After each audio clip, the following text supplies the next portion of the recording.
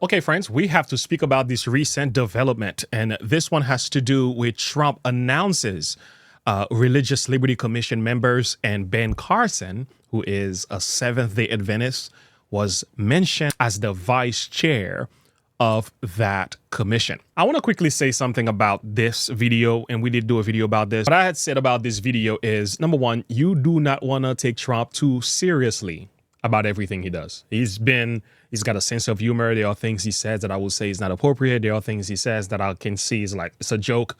When the media does this, they lose credibility. They miss the point. And I'll say, even when we do the same thing, it's not a good thing.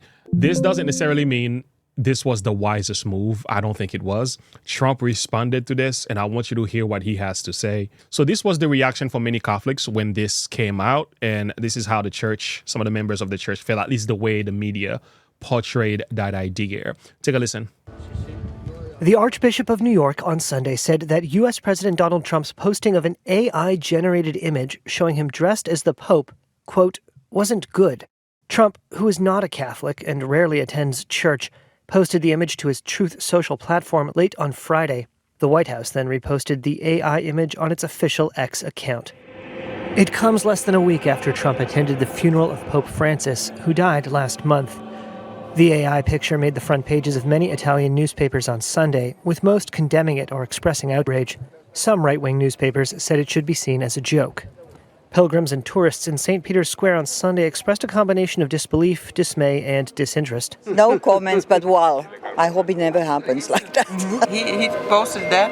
Sí, come Papa. It's kind of ridiculous, yeah. I think he's a funny guy. I think he's trying to be funny, and comedy is being lost in the world. I think everyone needs to lighten up and smile like you're smiling right now. As Pope? I'd like to be Pope. Trump joked to reporters last week that he might like to serve as the next head of the Catholic Church. He then suggested Cardinal Timothy Dolan of New York would be good for the role.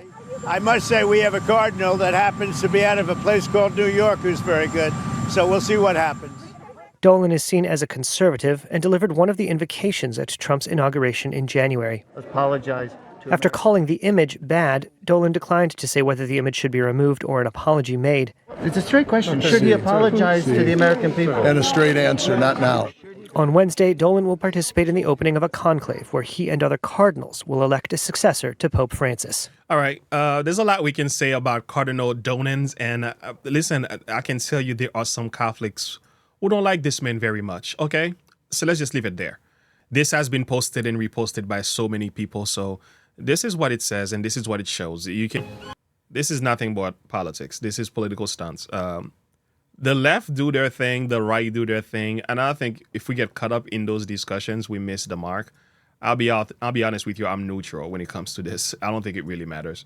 I focus more about what is impacting the body of Christ and Bible prophecy and messages that will deal and strengthen people's faith. But nevertheless, I just wanted to touch on this matter just because I had done a video about it and so many people were talking about it. I was like, yo, I don't think you need to take this that serious. So here is the Cardinal speaking again here. The AI image that has been going viral, which was tweeted first by President Donald Trump on Truth Social, but then also shared by the official White House Twitter account, or an X, of President Donald Trump as the new Pope. Right. What did you think when you saw that? Look, I think it was a bad joke. I think it was kind of a sophomoric attempt at humor. I don't think at all it represents some, disdain for the Catholic Church or some attack on the Catholic Church. President Trump has signaled in all sorts of ways his support for and affection for the Catholic Church. I think it was a bad joke that obviously landed very poorly and was seen as offensive by a lot of Catholics. And I wish he hadn't done it. That's my view on it. Do you wish he would take it down?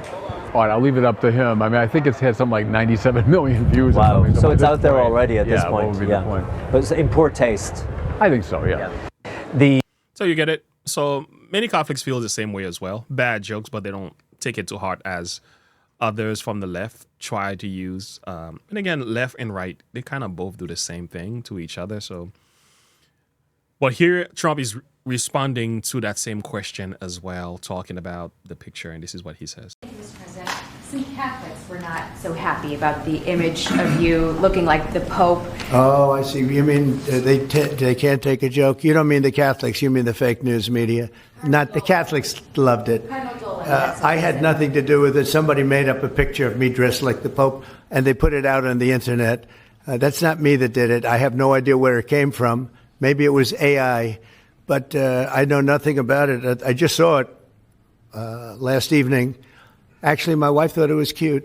She said, "Isn't that nice?" My question about Actually, I would not be able to be married, though. That would be a lot. I'd have to the best of my knowledge, popes aren't big on getting married, are they? Not that we know of. No. I think it's the fake news media that, they're fakers. My question, though, sir, was about the fact that it was put out on the White House account. Even though it was AI generated, it was a joke, it was a meme. Does it at all diminish the substance of the official White House account to have it go out on that particular channel? Give me a break. It was just somebody did it in fun. It's fine. Have to have a little fun, don't you? Yeah, please go. This is what President Trump had to say about the picture, and I want to hear your thoughts. Do you agree or disagree? Do you think you take this too far? Does it matter? It's one of those things I don't really care, but what you do notice, nevertheless, at the heart of it all, there is this Catholicism on a rise, and that's kind of what we are going to go back to right now. Before we move to the next segment, I want to quickly read a few biblical verses to make a point. Behold, the former things shall come to pass, new things do I declare, before they spring forth I tell you of them. In John 14:29, and now I have told you before it comes to pass, that when it is come to pass, you might believe. In 2 Peter 1:19, the Bible tells us we have also a more sure word of prophecy, whereunto ye do well that ye take heed, as unto a light that shineth in a dark place, until the day dawn and the day star arise in our hearts. Now, listen, what I'm trying to drive here is Bible prophecy is meant to be studied so that the God of the Bible is to be seen as the only true and living God who alone can predict the future with perfect accuracy. Reason number two is when we study these prophecies, the reason I'm making these videos as well is that when we study so that our faith in Christ might increase. And there it says right there. And third is that Christ will find place in our hearts. As we look through the lens of Bible prophecy, we can kind of tell where we are going. It is a light that shineth in a dark place. The Word of God does that. The Word of God is a lamp unto our feet and a light unto our path. Psalm 119, 105. And also in Evangelism 194, 195, we are told in the spirit of prophecy, there are many who do not understand the prophecies relating to these last days, and they must be enlightened. It is the duty of both watchmen and laymen to give the trumpet a certain sound.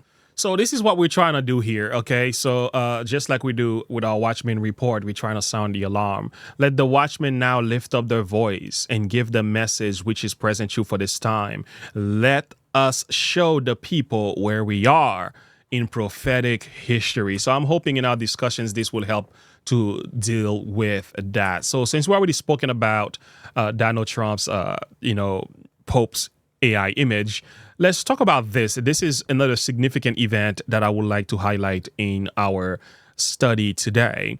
President Trump announces Religious Liberty Commission members, and Ben Carson, a Seventh-day Adventist, was appointed as the vice chairman for that commission. When we go to the White House office, President Trump speaks about this. Ben Carson, rising from poverty to become one of the most renowned pediatric neurosurgeons in the world. Dr. Ben Carson served as Secretary of Housing and Urban Development during the first Trump administration. Dr. Carson is the founder of the American Cornerstones Institute. His most recent book, The Perilous Fight, outlines what needs to be done to restore the foundation of family in America. So let's see where Trump made that announcement. Do you guys remember this video we spoke about? Also said that the separation of church and state, does it matter and so on. So let me first let you take a listen to when he calls Dr. Ben Carson's name regarding that announcement. Including people that have been with me from the beginning. The chairman is Texas Lieutenant Governor Dan Patrick, whose idea this was. And stand up, Dan. What a great guy. What a great political person. He's an amazing politician, lieutenant governor, and he's a man of great religion. Thank you very much, Dan. As well as Dr. Ben Carson. Ben, I don't have to say much about Ben. I don't have to say much. Yeah, Dr. Ben Carson has been a public supporter of Trump. After 2016, he endorsed him. We spoke about this video last time we met, and we spoke about how Trump said that separation of church and state. What is that? Is there such a thing? People took an issue with that, and so do I. Listen. We're bringing back religion in our country, and we're bringing it back quickly and strongly.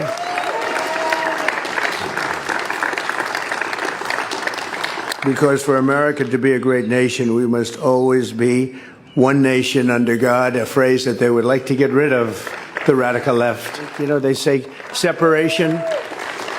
They say separation between church and state, they told me. I said, all right, let's forget about that for one time. Yeah, that was a lot of things. A lot of people went. And I did too, because I said, wait, Mr. President, we do not want to say that. But here is a video from Tucker Carlson where also Ben Carson was speaking about the common good. And this is also another issue that people have had, because how do you interpret the common good? Do you interpret the common good in the light of Catholic social teachings? Or are you trying to apply the common good to biblical principles and love and respect for all mankind? What does that exactly mean? And again, you can do with it as you please, but you know this is also another controversial subject. But they understood a concept called the common good. That's language that you see in much of the writings of our founders.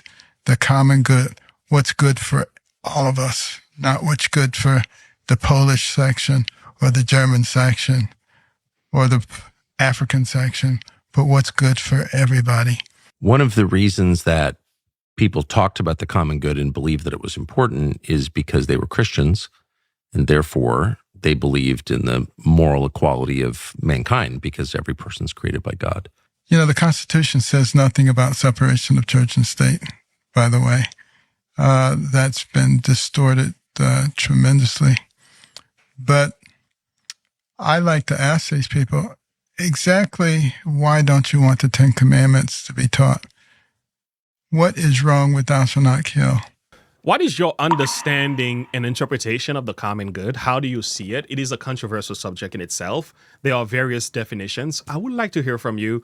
I want to know, does Dr. Ben Carson understand what this is and how Catholics actually use that common good element? In 2019, we were dealing with the common good with some of the mandates that were there. That was a common good type of approach to addressing an issue, forcing everybody to go along with it, or else you were deemed all kind of names and you were censored and vilified and demonized. So that was actually an example of how common good was used, and it's been used in the past. And oftentimes it tends to go against a small group of people. So I wonder if you see it in the same way that I do, or do you have a different interpretation? Do you think Dr. Ben Carson just cannot see that, or is he just seeing it from a political lens? I would like to hear from you. By the way, I would love to sit with Dr. Ben Carson. There's some people that I know. I'm going to make some connections.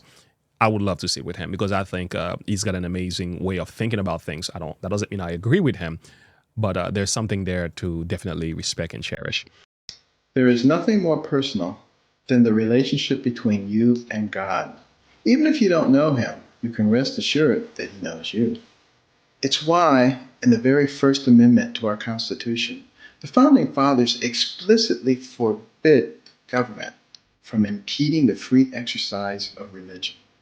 We should be grateful because the embrace of Judeo-Christian values was at the forefront of some of our nation's most noble advances, such as the abolition of slavery and segregation.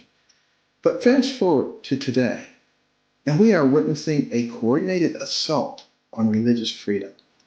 The public square, once intended to be a space safe for religion, is now being turned into a safe space where religion is shunned, as well as anything else that might offend some. Our government, originally created to protect religion, now funds abortion clinics with taxpayer dollars and persecutes individuals and organizations that object to its mandates. Depending upon its members, the United States Supreme Court can be a bulwark against the left's attempts to whitewash God from our society, or it can grease the skids. So I remind you, don't just think about who will sit in the Oval Office for the next 4 years, think about what type of people will be nominated to sit on the U.S. Supreme Court for the next several decades. Will they protect and defend your relationship with God, or will they force you to bow first at the altar of Washington, D.C.?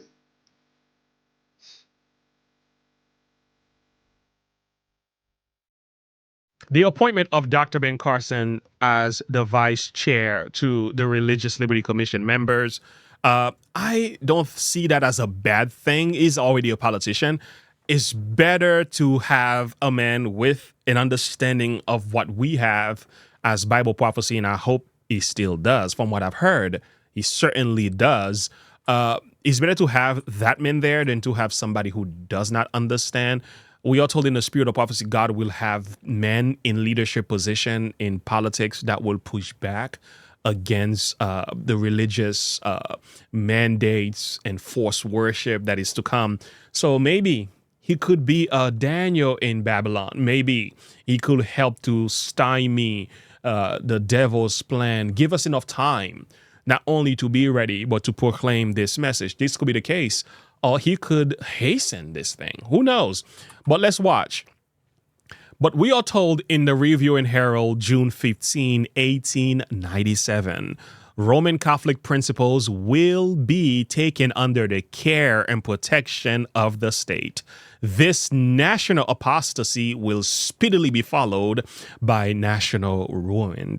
There is an interesting article from Adventist Review, After the Dust Settled, by Nicholas P. Miller. And I want to highlight a segment in that when it comes to politicians, their position, their support, and how we deal with them.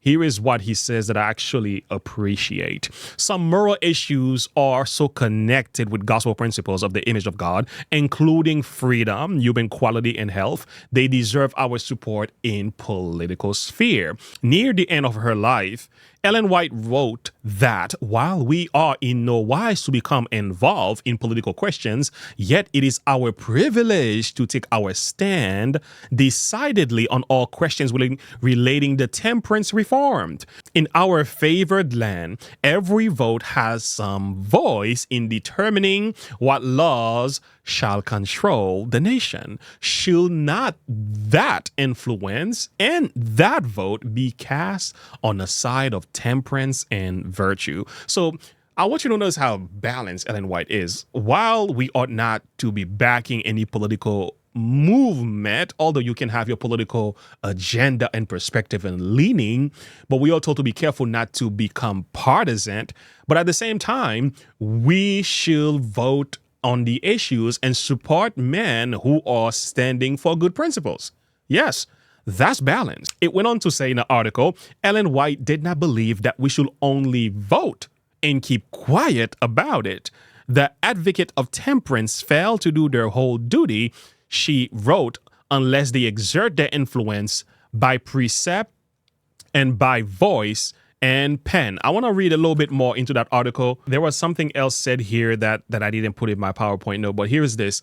We ought to prioritize religious freedom as a right for ourselves and others. So that's something that has to be prioritized. So if there is an effort to prioritize religious freedom in the country, the people of God should definitely get behind that, as long as it doesn't become religious freedom in a sense to restrict religious freedom for a few. So there is still has to be a balance to this approach. Ellen White and the pioneers prioritized the issue of religious freedom, which is the first and central basis of all freedoms. Ellen White said that we cannot support those who will repress religious freedom, and the people of God are not to vote to place such men in office. When they do this, they are partakers with them of the sins that they commit in office. So I hope you understand how balanced this thing is. So an effort to stand for religious freedom is only fair coming from God's people. Seventh-day Adventists, we should support a movement if religious freedom is really what they are addressing, if they are allowing freedom for all men to believe in what they want to practice, as long as this religious freedom does not violate, number one, the law of God, or the religious freedom of somebody else. Now, we're not making a case for men who wants to sacrifice children and yada, yada, yada, which is a thing. We're not talking about that as a religious freedom element. This has no moral basis to even be used under the banner of religious freedom. But nevertheless, if there are laws in place to support religious freedom, we should by all means stand for that as long as the law of God is not violated, nor a small group of people are not placed in a position where those freedoms are now restricted. But Testimony for the Church, Volume 7, tells us this. We are told here, the world is filled with storm and war and variance. Yet under one head, the papal power, the people will unite to oppose God in the person of his witnesses. This union is cemented by the great apostasy. So what I'm trying to say is, while you don't want to make evil of all good, but you don't want to make good of all evil, there are some things that by all means we have to let them play out. We have to support when we can and advocate for that. Ben Carson in a position like this, that might be a good thing. Pray for him. Ask for the will of God to be wrought. Maybe God could use him in the way that he sees fit to bring a message or to push back against the extreme aspect of supposed religious freedom, which eventually becomes religious restrictions and intolerance. That's one extreme of that side, and that we have to stand against. But at the same time, there are some issues in the world where there are some level of religious restriction and intolerance for Christians. It is true. There are laws that makes it difficult for Christians to have influence in the world. Some could say even in the government. Some could say even in the ways that we share the gospel. These things we must take advantage of. But we must not forget, Bible prophecy says, ultimately under one head, the world will unite, which is under the papacy, and they will persecute. And we are also told Roman Catholic principles will be taken under the law and protection of the state. Laws enforcing the observance of Sunday as Sabbath will bring a national apostasy from the principles of republicanism upon which the government has been founded.